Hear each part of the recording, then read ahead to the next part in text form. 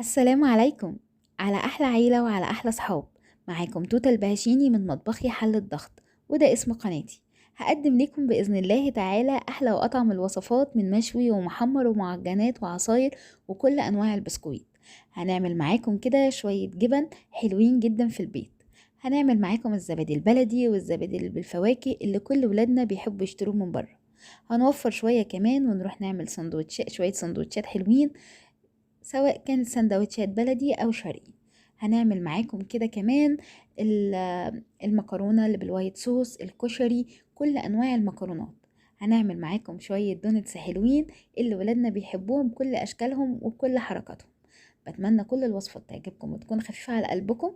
وطبعا كل الوصفات اللي بتشوفوها دلوقتي حالا على قناتي كلها من وصفاتي، سهلة وبسيطة، حاجة كده تحفة جدا في البيت. طبعا احنا داخلين على الشهر الفضيل، كل عام وانتم بألف خير. هنعمل مع بعض كده كل الحلويات الشرقية اللي ولادنا بيحبوها في رمضان. هنعمل معاكم الكنافة والقطايف واللطايف والحاجات الأمارات دي، وهنعمل معاكم العصاير كلها بكل أنواعها بتاعة رمضان.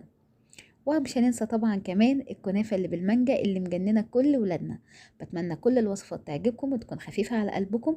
وطبعا لو رحنا كده شوية للوصفات اللي معانا، هنلاقي فيها الفراخ الكريسبي والفراخ والبطاطس الكريسبي اللي طبعا كل ولادنا ما بيستغنوش عنها.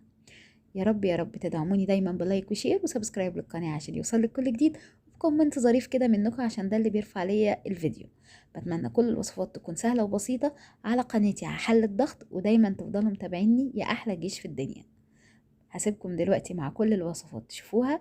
وطبعا مش هننسى الرقاق والجلاش اللي باللحمة المفرومة وبالفراخ وكل الحاجات والمعجنات الحلوة دي اللي من عمايل ايدينا.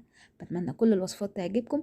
وكمان شوية شوية وهندخل على العيد ونعمل الكحك والبسكويت مع بعضينا يا أحلى جيش وأحلى متابعين. يا ريت ما تنسونيش بكومنت ظريف منكم ودعوة حلوة من القلب، علشان ده اللي بيرفع علينا الفيديو. أسيبكم في رعاية الله، ويا رب كل الوصفات تكون خفيفة على قلبكم. وأشوفكم بإذن الله في وصفة جديدة، وباي باي.